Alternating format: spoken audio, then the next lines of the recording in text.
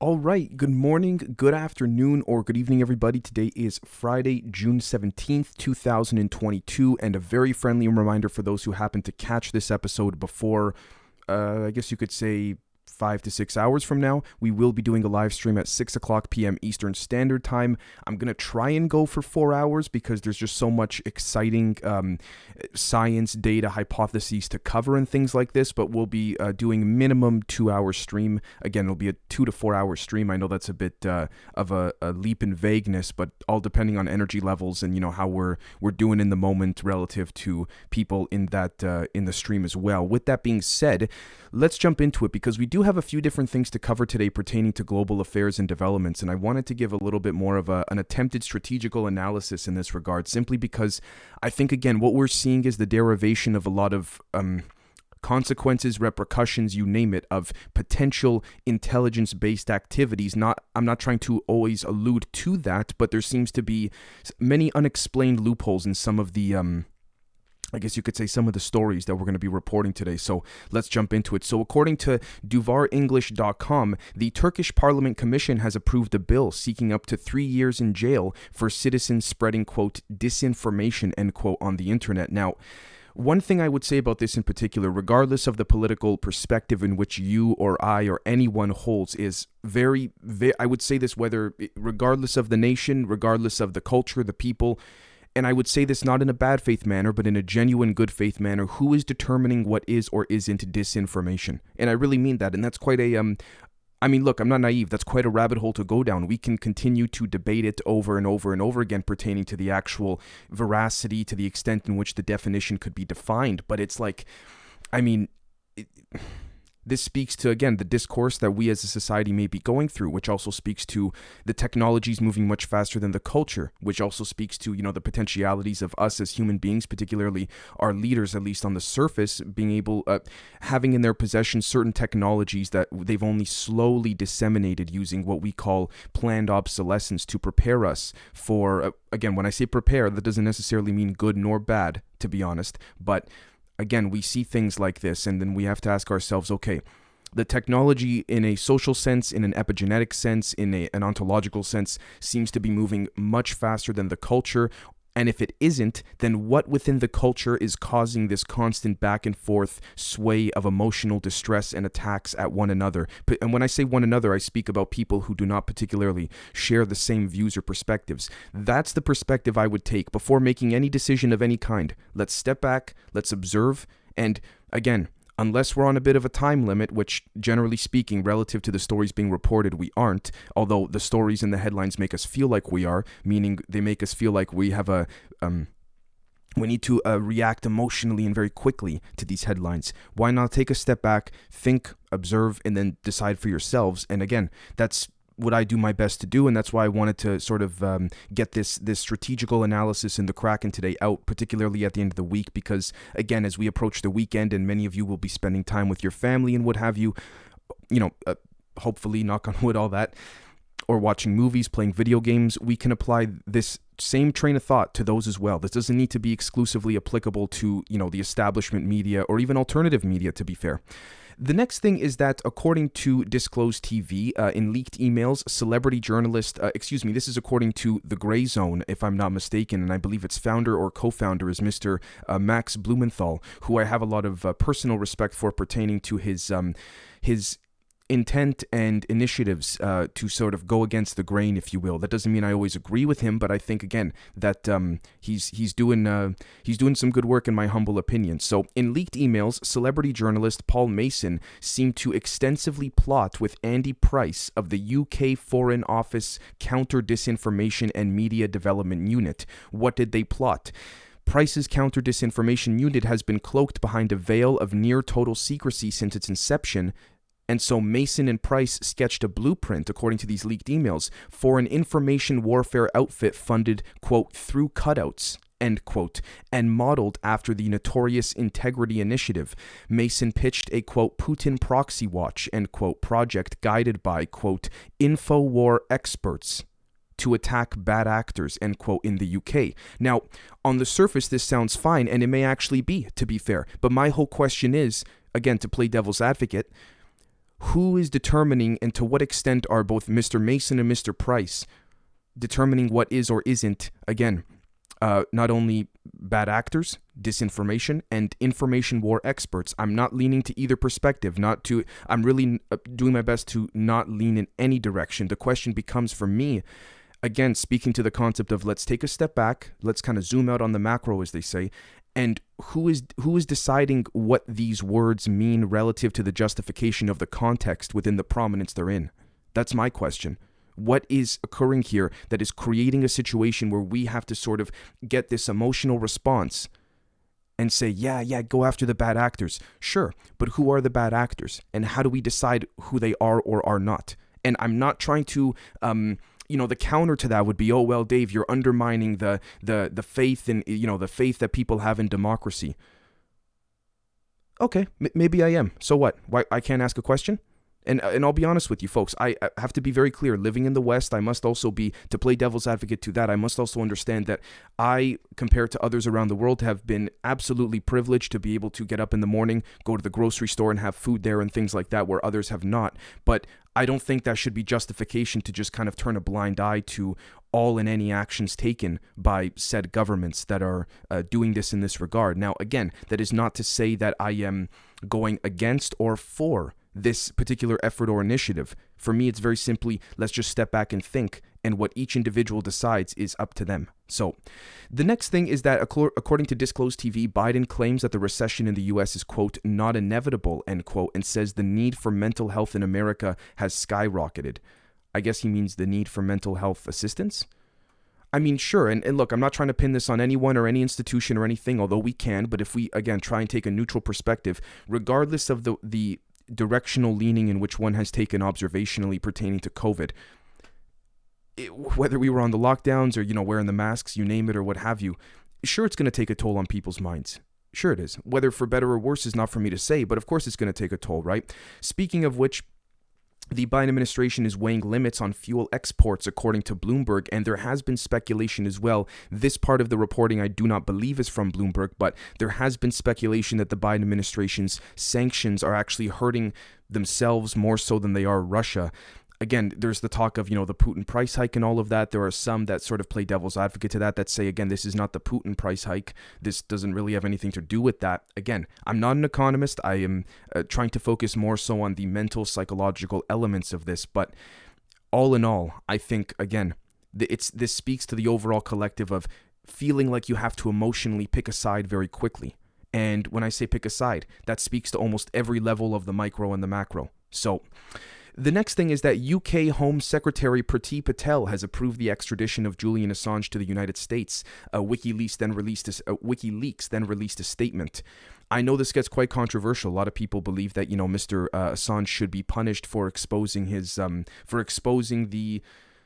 but again, I want to be very careful with how I word this, because I don't want to, even on my end, drink the Kool-Aid, so to speak, without realizing what I'm drinking, or even realizing that I'm drinking to begin with.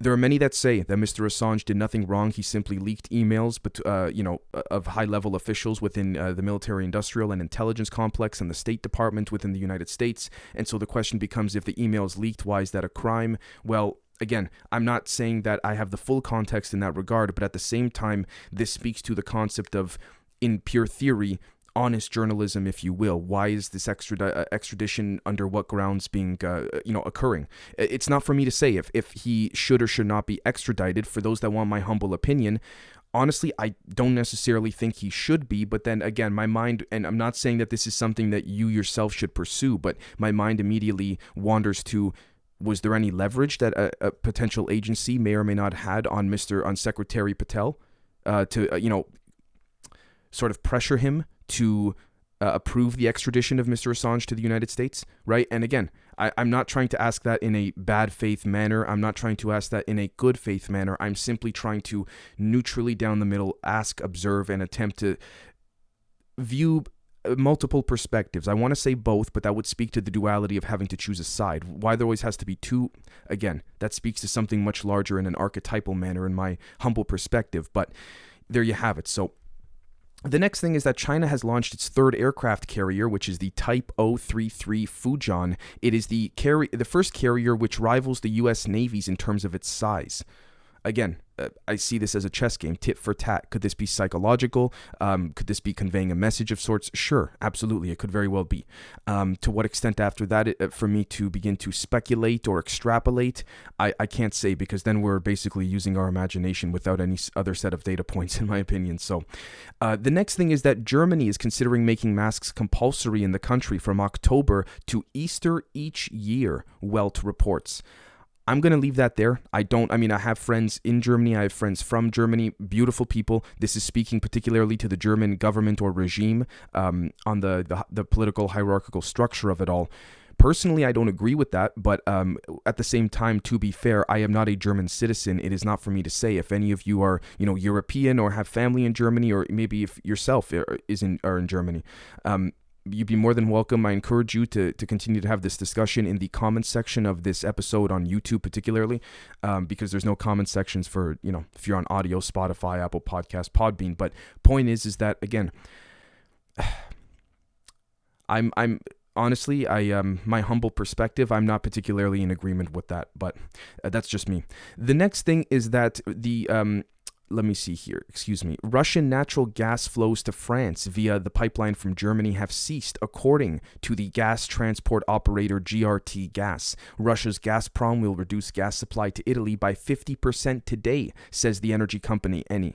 Again, who suffers? The average person, yourself, myself, particularly those that are closer to the vicinity of that location. But the idea, or even in those countries, but the idea is, again, it's a chess game, tit for tat, push, pull. You make a move, I make a move. And again, it's the only people that suffer are yourself, myself, the ones at the top. I mean, they're taken care of. They got their security. They got their luxury homes, you name it. And again, I'm not trying to make an emotional response in this regard, but at this point, I mean, if we can't see that, in my humble perspective, although I could be wrong, that there's a class war going on, more so than anything else, pertaining to, again, the hierarchy and structure of things, I see and personally think, in my humble opinion, this is an inversion of the way in which society should, I don't want to say should, but in my view, could do better, if that makes sense. So, again, the next thing is that, according to FDA.gov, the FDA has authorized mRNA injections against COVID for, quote, emergency use, end quote, in the youngest children under 5. Biden calls the approval a huge relief. Again, I'm going to leave that there, particularly because that's quite a sensitive topic. I am not admittedly, I'm not a father, that this is a little bit more of a, honed in perspective, particularly for parents, and I can understand that. So again, I will leave that there. That is not for me to say. The next thing is that France has started to ban outdoor events due to heat, according to BBC.com. Speaking of which, there's this whole thing we see here on the right-hand side for those on YouTube, this account Cat Turd, although I must say not a verified account or anything, but again, not to go down that rabbit hole, we can even ask what does verified even mean these days, but we see here, if heat caused cattle to die, there wouldn't be any cattle left in Mexico. And then someone else replied, or Texas, or Arizona. But again, I'm not pretending like I'm a geologist, like I'm a weather expert, anything like this. With that said, that is peculiar. So again, I'll kind of just leave that there as well. The next thing is that according to, let's see over here, Disclosed TV, and I believe as well Twitter, we'll see here. Yeah, Disclosed TV, I think. The federal minister for economic affairs and climate action, Habeck, from the Green Party, urges German citizens to save energy and wants to enforce energy-saving measures by law, quote, if necessary. Habeck added, quote, we can't go into winter with a 56% natural gas storage level. They have to be full. The American end quote. The American Nuclear Society then made a comment stating, quote, Germany's energy crisis is self-inflicted. Energiewende, forgive me for butchering that, Energiewende, forgive me, is an environmental disaster, end quote. Again, this speaks to the potentiality of the American sanctions hurting those within Europe and the West more so than Russia itself. I could be very wrong about that, to be fair and clear, but, yeah, it's not to say that I'm siding with Putin or Russia in this regard, not even close ideologically, but to me, ultimately, it seems that why would this statement be made if behind the scenes everything was all right? That's my only thing. And I could be wrong still. But again, that's the simple question I ask. The next thing is that Boris Johnson made a surprise trip to Kiev again to have another meeting with Zelensky. I think some other European Union members or leaders of other respective European nations were there as well just yesterday or the day prior to me recording this. I could be wrong, but yeah, I'm going to leave that there. The next thing is that this is quite interesting. The final thing, rather, is that multi-billionaire Elon Musk has, in a meeting with Twitter employees, hinted at potential job cuts if his $44 billion US dollar, which is 35.8 billion euros, takeover bid for the social media company is successful. He also addressed topics like remote working, freedom of speech, and potential extraterrestrial life, which is pretty interesting. Again, to me, that speaks to an overall collective of preparation in a drop-feeding manner relative to those at the top that are familiar with the potentialities of what could come in a variety of ways relating to non-human intelligence.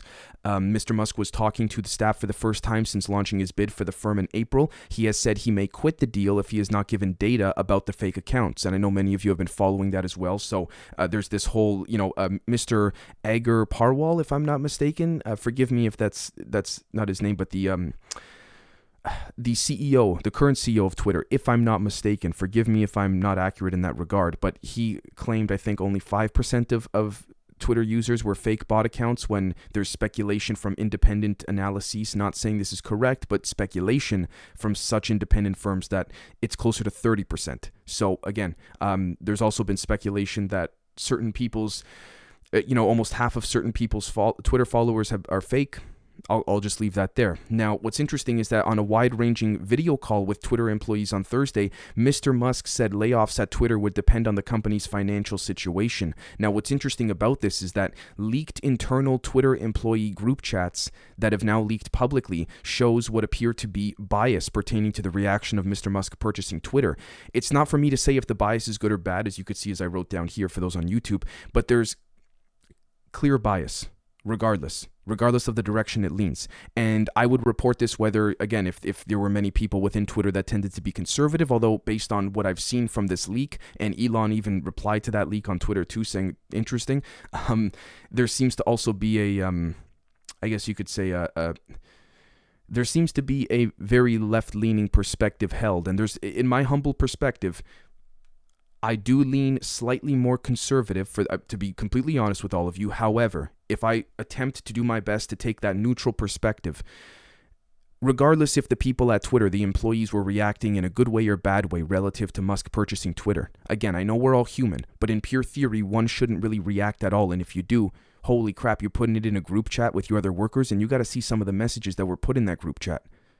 Like, I mean, again, and I would say this the other way around as well. So again, to be fair, my concern is more so that there is not a leaning in a certain direction, but my concern is that there's just an overall leaning, which there shouldn't really be. So again, that speaks to as well, larger institutions, not just within the West, but around the world, about the humans and individuals within those institutions and the human element that seems to break that good faith, logistical, I guess you could say, operationalized momentum within an institution, if that makes sense. Because again, it speaks to the concept of, if you are tasked with the job of doing something that you personally in your personal home life when you're off of work do not agree with, how much will that bias conflict with you and your actions relative to your work life?